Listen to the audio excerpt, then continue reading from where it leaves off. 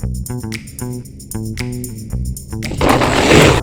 this video, I'm going to review my Spot Mayhem 150.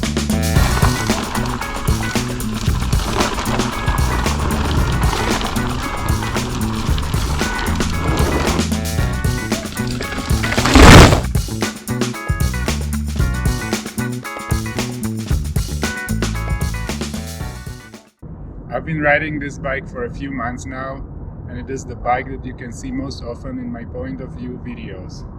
With over 500 miles on it, I thought I would give you a quick review and share my thoughts about this bike.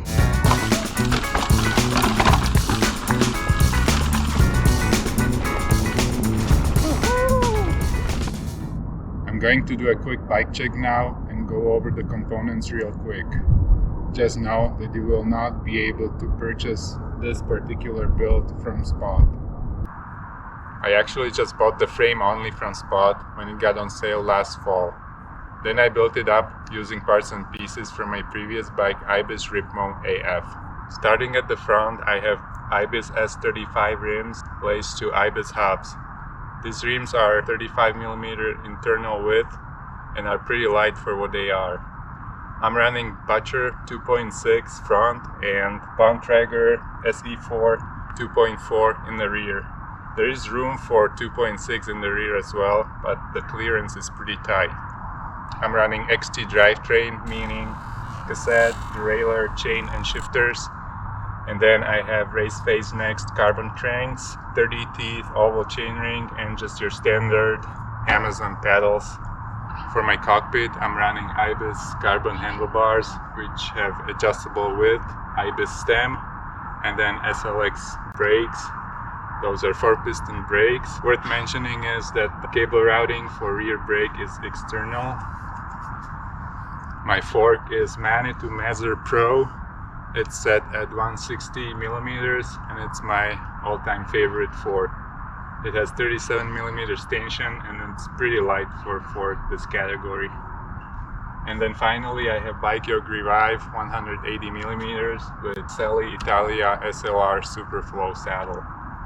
Moving on to the frame, this is full carbon fiber frame including rear triangle, and it has threaded bottom bracket. Head tube angle is 64.5 degree and seat tube angle is 77.5 degree. My XL frame has 500mm reach. The frame came with Fox CPX2 shock that has rebound, compression adjustment, and lockout, and there is piggyback and main chamber volume air adjustment. Part of the frame design is a flip chip that could be alternatively set to low mode. The flip chip could be easily flipped trail side, as it's just a matter of a minute or two. This will slacken the head tube by ½ degree and lower the bottom bracket. The switch change is pretty noticeable and gives the bike different ride manners. Overall bike weight, as you see it here in size XL, including pedals, spare tube and some sealant and tires, is just a smidge over 33 pounds. Then last but not least, there is Spot's Living Link suspension, stainless steel leaf spring in place of lower pivots that gives the bike its unique ride characteristics up and downhill. Now let's take this bike for a spin to see how it rides. Beginning with the climb and starting with the flip chip in high mode, the bike, even though being a longer travel bike, feels really efficient in power transfer and there is pretty much zero bob. Comparing to Ibis Ripmo AF I was riding before this bike, it is definitely more efficient climber. Then comparing to my Ibis Ripley, which is my all-time favorite mountain bike, if this bike doesn't climb as well as Ripley, then it is very close. I think what is really holding it back at this point is its higher weight. It also excels in technical terrain, providing plenty of traction over chunky sections. The suspension feel is firmer overall compared to Ibis DW Link suspension that I had been riding for past 10 years. On the downhill, the bike feels very confident, the suspension is active, but I would not use the word plush describing it.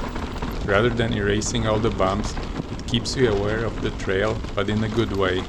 This bike likes to be ridden actively to use its potential, and to utilize the suspension design. If you don't like this type of riding, the bike is probably not for you. But if you like to pump the suspension and pop off every little trail feature you can find, you will love it. For me, the main advantage of high mode is that it puts your body in very comfortable position that is suitable for long days in the saddle with a lot of climbing.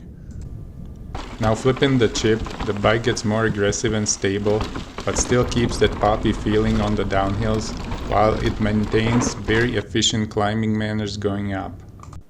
This is my go-to mode for shorter local rides with more aggressive and fast technical downhills.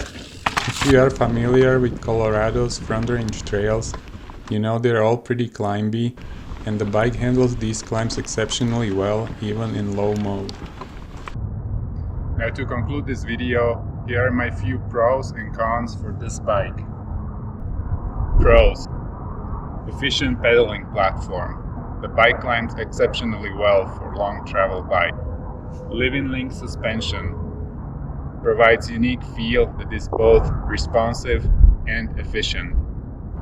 Modern geometry. Even though the bike is a couple of years old, it's still on par with current generation of bikes.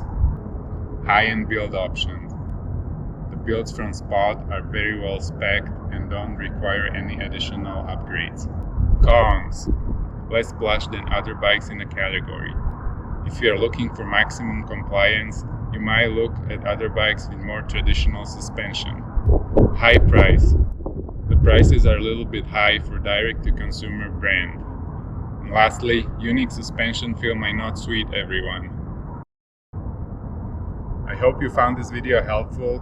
If you are considering buying this bike or any other Spot bike for that matter, as they share same living link suspension and same riding characteristics. Thanks for watching this video, and remember to subscribe if you liked it, and I'll see you at the next one.